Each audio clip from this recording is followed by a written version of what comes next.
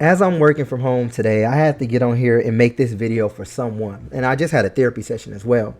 And when I tell y'all my spirit is so full, I feel like I'm not the only one. I know somebody gonna agree with me out there. But like I'm really in a transitional season. And when I tell you I'm watching the magnificent power of God. I'm watching him pull people, places, and things, even jobs, rearranging relationships. Like, nah, that's not for you. Like out of my life, and I'm standing on faith. And the reason I wanted to make this video is my therapist said it, my next door neighbor said it. Everybody been coming up to me like, over the last few days, you look like you're happy, you're at peace. You are absolutely right. And the reason I'm at peace and I'm happy and I want to share this secret with you is for the first time in my life. This is the first time in my life I am not running away for my own selfish reasons of not wanting to live up with God's vision, will, and purpose for my life. I am stepping into it with full faith. I've been hearing a lot of people asking like, what does that mean when you say you're stepping into your purpose? God gave me gifts. I know God gave me a gift to speak, which is why I'm speaking right now. God gave me a gift to write. God gave me a spirit to encourage. God gave me a spirit of servitude. So I need to operate in those gifts, right? And I'm not saying I'm perfect by any means, but the reason I wanted to make this video because someone needs to hear this. My biggest mistake I've made over the last 10 years is not that I was loyal to people, places, and things, jobs, friends, relationships. My biggest mistake that I've made over the last 10 years in my life is I believe, and I'm going to use my job for instance, I believe that jobs and my relationships were my provision. Like when I tell you, I really believe that, to have a job, one that you stay at a long time is provision. To have a relationship that makes you feel whole is provision. That is the biggest misconception lie ever. Let me tell you what your provision is. God is your provision. And let me break down why God is your provision. I had to learn this week that just because I leave a job doesn't mean that that gift stays at that job. Now, let me make sure y'all hear this. God gave me a gift. A job can't take my voice. I speak well. A job can't take my ability to write. I write television and film very well, right? These are gifts that God has given me. So that means I can use these particular gifts to operate in his will anywhere I go. So the job couldn't be my provision. A relationship can't be my provision. I thought that if I be a good person and I make a woman happy, by default, she becomes a good person and makes me happy. So I'm looking for happiness and joy as a provision from a human being. No, God is my provision. And I say all this to say, until you start operating in faith, and I'm challenging somebody, like it took me 10 years to figure this out. It takes 10 years to become an overnight success. It took me 10 years to understand that when I operate outside of my purpose and my gifts, I make my own life harder because I am not taking the instruction and direction from God. If you don't get anything else I say, look at my spirit right now. Over the last few months, I was going to work sick almost like every day. I couldn't figure out why I'm getting sick every day. Like I'm going in there with colds. I ain't never just been sick. God made me so uncomfortable in every part of my life, in my relationship, in my professional setting, to where I had to surrender. Once again, I am not perfect. I do not have a perfect walk. But I can tell you one thing.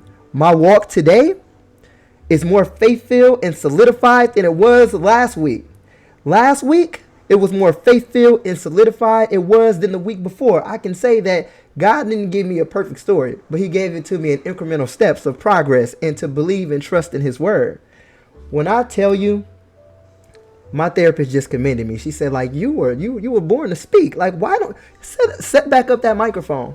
I say all this to say, it's time for you guys to start operating in your purpose. If you have a dream, you have something that you love, you are a dancer, you are a singer, you are a writer.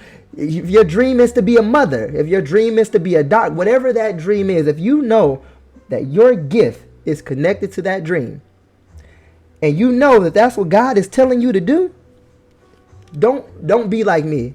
I was disobedient. I ran away. If y'all would have told me to ever pick up a microphone and start speaking again, no. No, that's not me. Don't do it. You got to, even when it comes to writing. If you ask me to put out some new work, like, nah, I don't know. But that's my gift. I say all this to say, once again, please operate in your gift.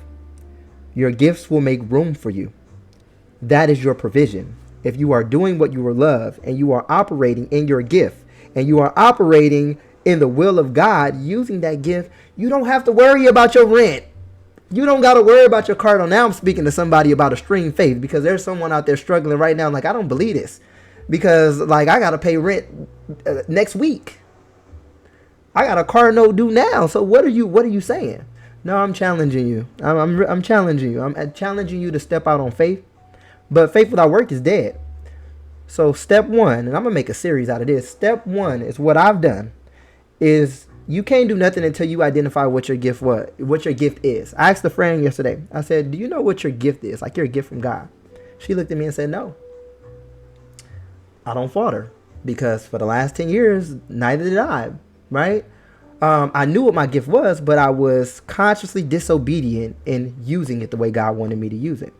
So if I can challenge you to do something, it's today. Take out a piece of paper. Think about the things that just come easy to you. They're natural. There are some people who just good with people. There are some people who are analytical. They don't have to think about it. They just know it. There are some people who have a spirit of servitude to where they like to volunteer. Like, figure out what that gift is. And then figure out a plan. And I'm not telling you to write a whole long plan.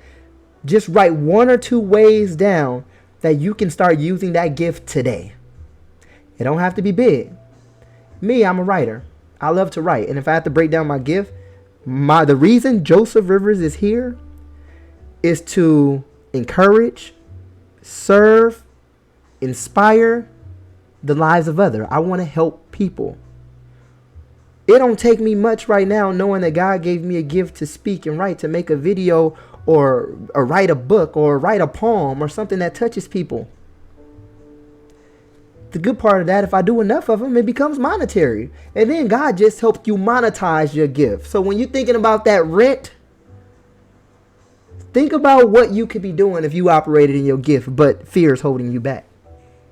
All right, I'm done. My spirit is full. I just got out of therapy. Y'all know, if you ain't in therapy, please do not believe the stigma of therapy doesn't work. Black people crazy who are in therapy. There is nothing crazy about me. There's nothing. But I can say I wouldn't be the man that I am today. And I definitely wouldn't have this faith that I have right now if I didn't have someone that I can talk to about the inner Joseph. What Joseph's thinking, what Joseph's feeling, and get feedback off of. So God bless you guys, and I hope this video blesses somebody out there, and I know it will.